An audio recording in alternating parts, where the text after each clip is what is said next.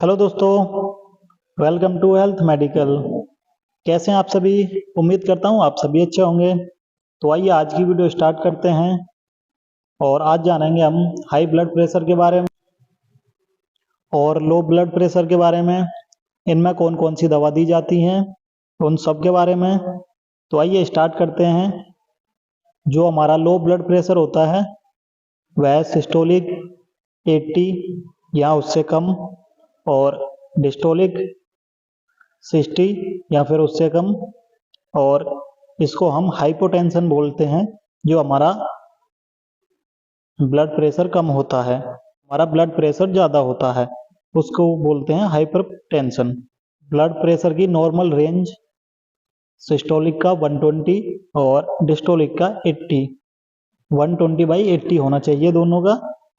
और elevated pressure होता है 120 से 129 और डिस्टोलिक होता है लेस देन 80। और हाई ब्लड प्रेशर यानी हाइपरटेंशन स्टेज 1 में होता है 130 से 139 सिस्टोलिक प्रेशर होता है और डिस्टोलिक होता है 80 से 89। हाई ब्लड प्रेशर हाइपरटेंशन में स्टेज सेकंड पे होता है 140 और हाइयर, यानी कि 140 या फिर उससे भी ज़्यादा, ये हमारा सिस्टोलिक होता है। और डिस्टोलिक 90 या इससे भी ज़्यादा, ये हमारा डिस्टोलिक होता है। और इसमें अगला स्टेज आता है हाइपरटेंसिव क्राइसिस। इसमें होता है 180 या फिर इससे भी ज़्यादा, ये हमारा सिस्टोलिक होता है। और डिस्टोलिक प्रेशर होता है हमारा हायर देन 120, यानी कि 120 या फिर इससे भी ज़्यादा, ये हमारा डिस्टोलिक प्रेशर होता है। अगर आपको ऐसी कंडीशन होती है तो आपको तुरंत अपने डॉक्टर से मिलना चाहिए। आइए जानते हैं इसमें कौन कौन सी दवा दी जाती हैं।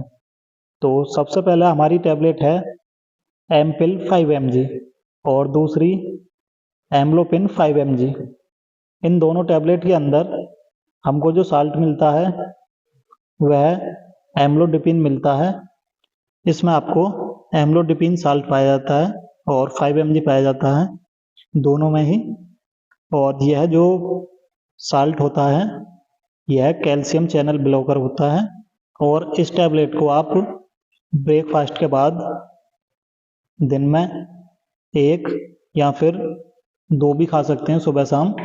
डॉक्टर की एडवाइस के जो अनुसार आप एक या दो टैबलेट खा सकते हैं इसकी।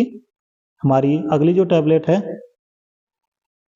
वैनप्रेस 40 और बीपी सर्टेन 40 mg टैबलेट है हमारी।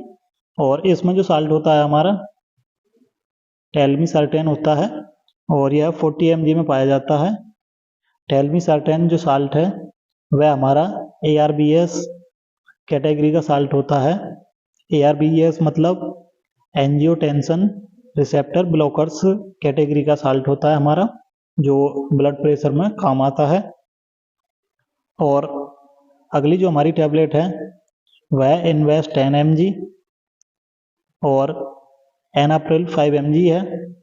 दोनों में ही एनालप्रिल साल्ट पाया जाता है। एनालप्रिल साल्ट हमारा ACE इनहिबिटर होता है। ACE इनहिबिटर मतलब एंजियोटेंसिन कन्वर्टिंग एंजाइम इनहिबिटर होता है। यह इस कैटेगरी का साल्ट होता है और ब्लड प्रेशर में यह कई बार यूज किया जाता है, बहुत पॉपुलर मेडिसिन होती है एनालप्रिल की।